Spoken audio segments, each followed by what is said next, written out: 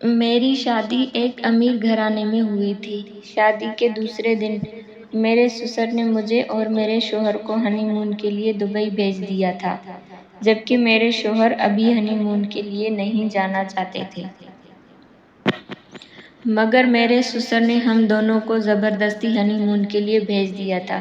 میرے سسر اور ساس اور میرے دو دیور الگ گھر میں رہا کرتے تھے اور مجھے اور میرے شوہر کو شادی پہ انہوں نے ایک الگ گھر دیا تھا۔ میرے سسر کا ماننا تھا کہ ہر کسی کو اپنی زندگی اپنے ڈھنگ سے جینے کا حق ہے، اسی لیے انہوں نے شادی کے وقت بھی میرے شوہر کو علیحدہ کر دیا تھا۔ میں خوشی سے ہواؤں میں اڑ رہی تھی، کیونکہ میں تو کبھی شہر سے باہر بھی نہیں گئی تھی، نہ ہم اتنے امیر تھے۔ وہ تو قسمت سے میرا رشتہ اس گھرانے میں ہو گیا تھا۔ میں نے جلدی جلدی اپنا سامان پیک کرنا شروع کر دیا۔ میرے شوہر کچھ زیادہ خوش نہیں تھے، انہیں کاروبار کی فکر ستائے جا رہی تھی، لیکن ابا کے سامنے زیادہ کچھ نہ کہہ سکے تھے، کیونکہ سب کچھ میرے سسر کا تھا، اسی لیے وہ میرے ساتھ دبئی کے لیے نکل گئے۔ 15 دن پلک جھپکتے ہی گزر گئے۔ شادی کے شروع کے دن ایسے ہی تو ہوتے ہیں، ایک دوسرے کی سنگت میں وقت کا پتہ ہی نہیں چلتا۔ البتہ ایک بات کچھ عجیب تھی کہ میرے شوہر کا رویہ میرے ساتھ کچھ اکڑا سا لگتا تھا۔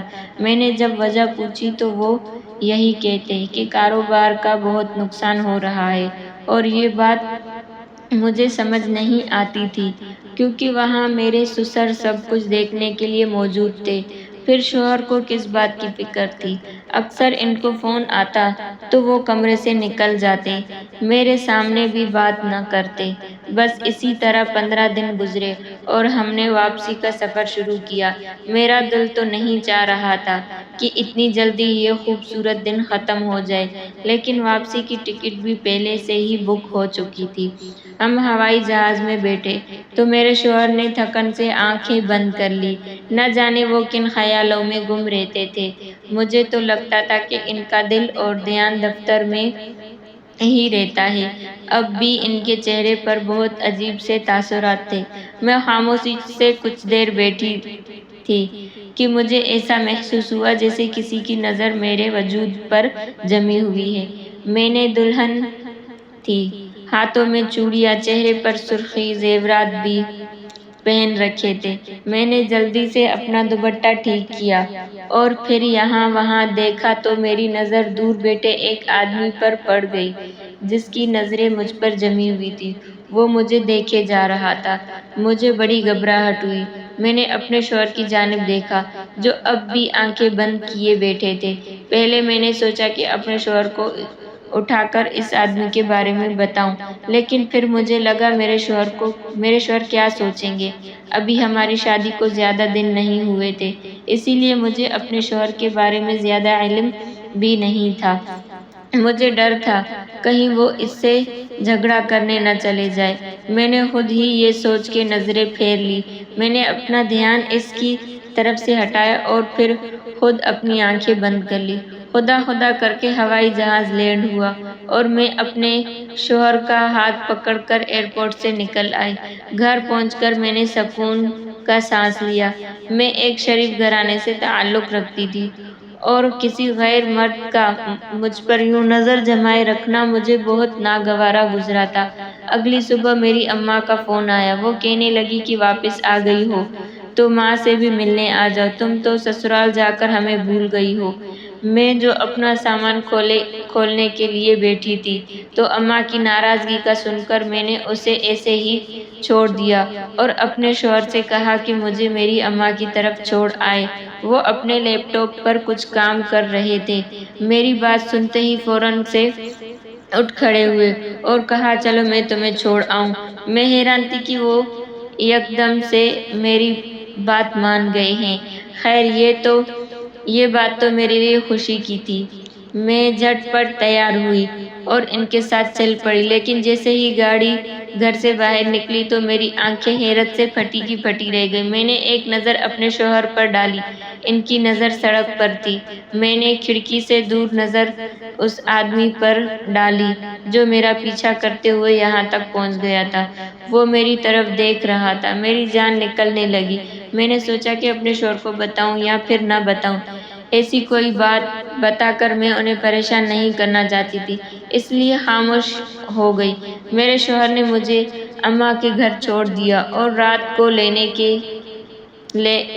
کے لیے آنے کا کہا تھا۔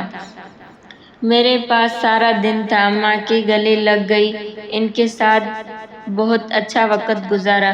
شام کو چھوٹی بہن کے ساتھ چھت پر پہنچی تو ایک دفعہ پھر میرے ہوش اڑ گئے، کیونکہ وہ آدمی میری اماں کے گھر کے باہر ہی موجود تھا اور میں یہ بات اچھی طرح جان گئی تھی کہ وہ میرا پیچھا کر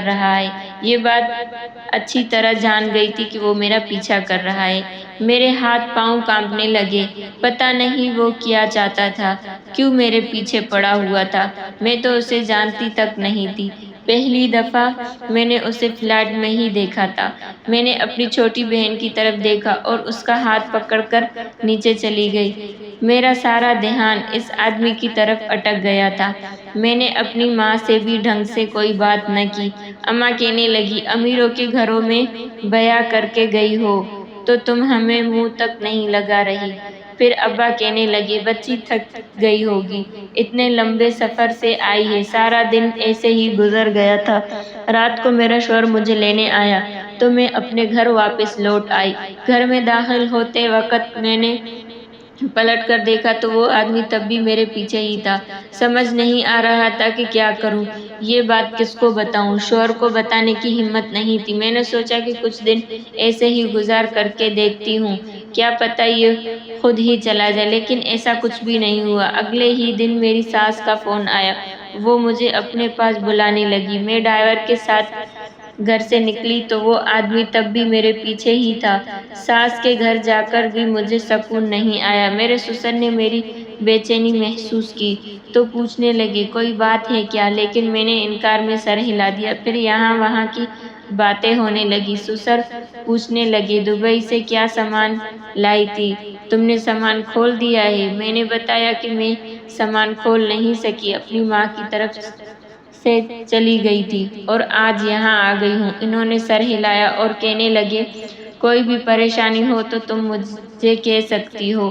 ان کی بات سن کر میں کچھ گھبرا گئی تھی، ایسا لگا کہ جیسے وہ میرا چہرہ پڑھ رہے ہیں۔ میں نے اچھا کہا کہ نظریں چرا لی اور پھر ایسے ہی کچھ وقت گزر کر اپنے گھر چلی آئی۔ رات کو بے چینی سے مجھے نیند بھی نہیں آئی۔ میں نے کروٹیں بدلتی رہی اور پھر آدھی رات کو میں نے کھڑکی سے باہر دیکھا تو وہ آدمی تب بھی باہر ہی کھڑا تھا۔ اب تو میری جان ہی نکلنے لگی تھی، نہ جانے وہ کیوں دن رات میرا پیچھا کر رہا تھا۔ میں سوچ ہی رہی تھی کہ اس مسئلے کا حل کیا نکالوں، اتنے میں میرا شوہر اٹھ کے میرے پاس آیا اور کہنے لگا، تم اتنی رات کو یہاں کیوں کھڑی ہو؟ میں نے سوچا کہ میں اپنے شوہر کو ساری حقیقت بتا دوں، مجھے ڈر بھی لگ رہا تھا، اور پھر میں نے اپنے شوہر کو فلائٹ سے لے کر اب تک کی ساری بات بتا دی۔ تب وہ ایک دم ہی غصہ ہو گیا اور کہنے لگا، مجھے تو یقین ہے تم ہی کچھ ایسا کیا ہوگا کہ وہ آدمی تمہارے پیچھے یہاں تک چلا آیا ہے اور دن رات گھر کے دروازے پر کھڑا ہے۔ شوہر کی بات سن کر میرے قدموں تلے سے زمین نکل گئی۔ بجائے اس کے کہ وہ میری مشکل سمجھتا، میری مدد کرتا، وہ مجھے ہی قصوروار ٹھہرا رہا تھا۔ میں نے انکار میں سر ہلایا اور اپنے شوہر سے کہا کہ ایسا کچھ بھی نہیں ہے، آپ غلط سمجھ رہے ہیں۔ میرا شوہر طنزیہ ہنسا اور کہنے لگا، میں نے تو ابا کو پہلے ہی کہا تھا کہ اتنے غریب گھر کی لڑکی لانے کی کیا ضرورت ہے، تھوڑا پیسہ کیا دیکھے گی، پاگل ہونے لگے گی، اور دیکھو میری بات سچ ثابت ہو گئی۔ تمہیں پیسے والے شوہر ملا تو تم نے پرانے عاشق کو بھی ساتھ لگا لیا، تم ہو ہی بذات، میں تو پہلے ہی تمہیں جان گیا تھا۔ اپنے شوہر کے خیالات جان کر میں دنگ رہ گئی تھی، مجھے یقین نہ آیا کہ وہ میرے بارے میں بھی ایسا سوچ سکتے ہیں؟ کیا اسی لیے وہ مجھ سے کھینچے تھے؟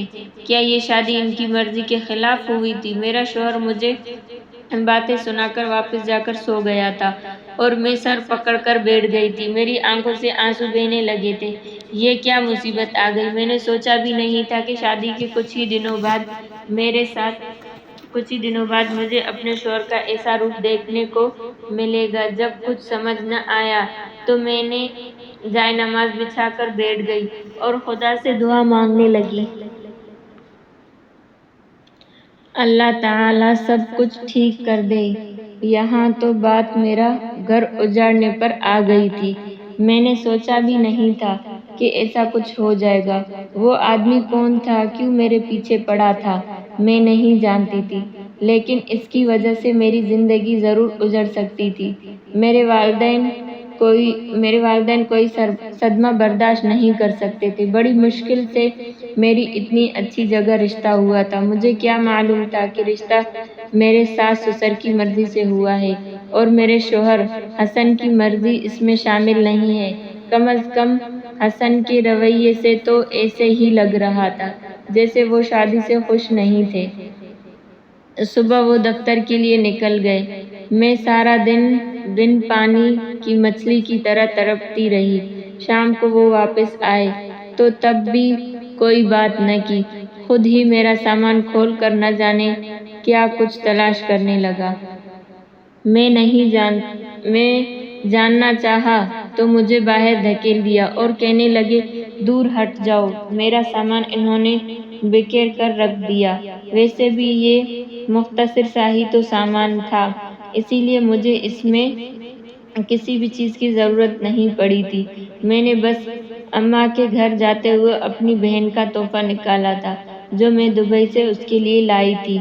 باقی کسی چیز کو چھیڑا بھی نہیں تھا۔ سارا سامان پھیلانے کے بعد میرے شوہر غصے سے باہر گئے۔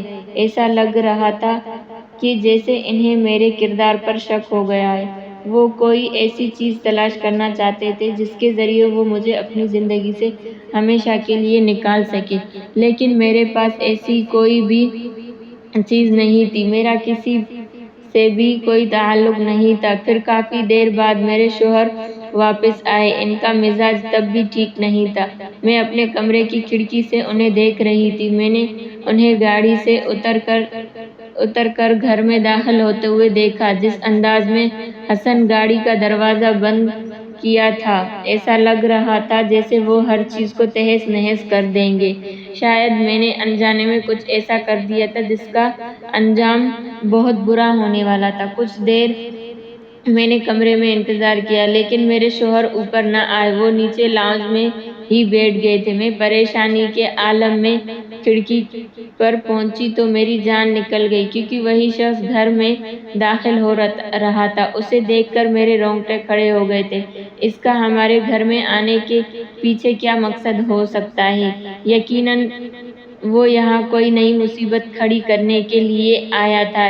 یہی سوچ کے میں جلدی سے اپنے کمرے سے نکلی اور تیزی سے لاؤنج میں پہنچی، لیکن جب تک وہ میرے شوہر سے کوئی بات کر چکا تھا اور میرا شوہر غصے سے اسے دیکھ رہا تھا۔ جیسے ہی میرے شوہر کی نظر مجھ پر پڑی، اس نے میرا ہاتھ پکڑ کر مجھے کھینچا اور اس آدمی کی طرف دھکیل کر کہنے لگا، لے جاؤ اس بد کردار کو، اسی کے لیے تم یہاں تک آئے ہو نا؟ یہ میرے کسی کام کی نہیں ہے۔ مجھے ایسی بد کردار بیوی نہیں چاہیے۔ اپنے شوہر کے منہ سے ایسی بات سن کر میری جان نکل گئی تھی۔ میں نے کہا کہ حسن، خدا کے واسطے ایسی بات نہ کریں، میں اس شخص کو نہیں جانتی۔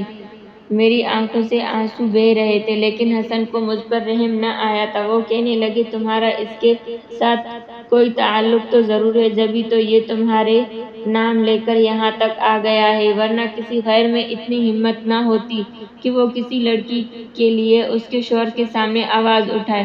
جاؤ، دفعہ ہو جاؤ اس کے ساتھ۔ حسن نے مجھے گھر سے نکلنے پر مجبور کر دیا تھا۔ آدھی رات کو مجھے دھکے دے کر نکال دیا گیا۔ اس آدمی نے مجھے اپنی گاڑی میں دھکیلا اور گاڑی چلا دی۔ میں نے غصے میں اسے کہا کہ دروازہ کھولو اور مجھے جانے دو، لیکن وہ تو جیسے بہرا ہو گیا۔ میں اب تک نہیں سمجھ پائی تھی کہ وہ کون ہے اور مجھ سے کیا چاہتا ہے۔ میرے شوہر نے کیوں مجھ پر اعتبار نہ کیا اور اس آدمی کی ہر ایک بات پر اعتبار کیا کیوں کر لیا؟ اس آدمی نے پتہ نہیں میرے شوہر سے ایسا کیا کہا تھا۔ میرے شوہر نے آدھی رات کو ہی مجھے گھر سے باہر نکال دیا۔ پھر اس نے مجھے آدھی رات کے اندھیرے میں ایک پاگل خانے کے سامنے اتار دیا۔ مجھے سمجھ نہیں آیا تھا کہ وہ مجھے یہاں کیوں لایا ہے۔ وہ مجھے کھینچتا ہوا اندر لے گیا۔ وہاں ایک کمرہ بنا ہوا تھا جس میں سرخ رنگ کی لائٹ جل رہی تھی اور سرخ کمرے میں لے جا کر اس نے میرے ہاتھ پاؤں باندھ دیے اور پھر اس وقت میری جان نکل گئی جب اس نے کرنٹ والی مشین میرے جسم کے ساتھ جوڑی اور ایک ہلکا سا جھٹکا مجھے دیا۔ میرا سارا وجود لرز اٹھا تھا۔ ایک ہلکے سے جھٹکے نے میری جان نکال دی تھی۔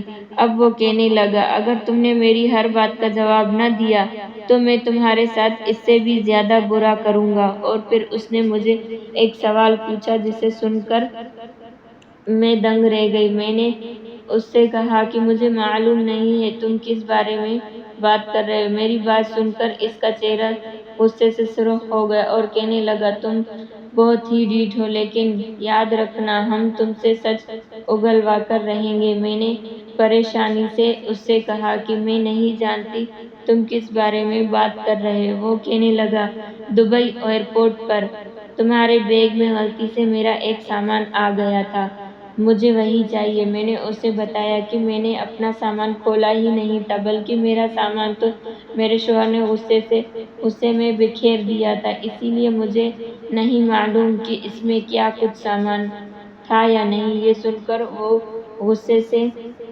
کہنے لگا، تمہارے شوہر کو بھی میرا سامان نہیں ملا ہے، یقیناً تم نے ہی اسے کہیں آگے پیچھے کیا ہے۔ جیسے تم نظر آتی ہو ویسی ہرگز نہیں ہو۔ اس آدمی کی بات پر میں حیران ہو گئی۔ اسے کیسے معلوم تھا کہ میرے شوہر کو میرے سامان میں کیا ملا اور کیا نہیں؟ اور جب یہی سوال میں نے اس سے کیا تو جواب میں اس نے مجھے دیا۔ سن کر تو میرے صحیح سامان بھی خطا ہو گئے۔ وہ کہنے لگا کہ میں نے پہلے تمہارے شوہر سے اپنا سامان مانگا تھا لیکن اسے وہ سامان نہیں ملا ہے۔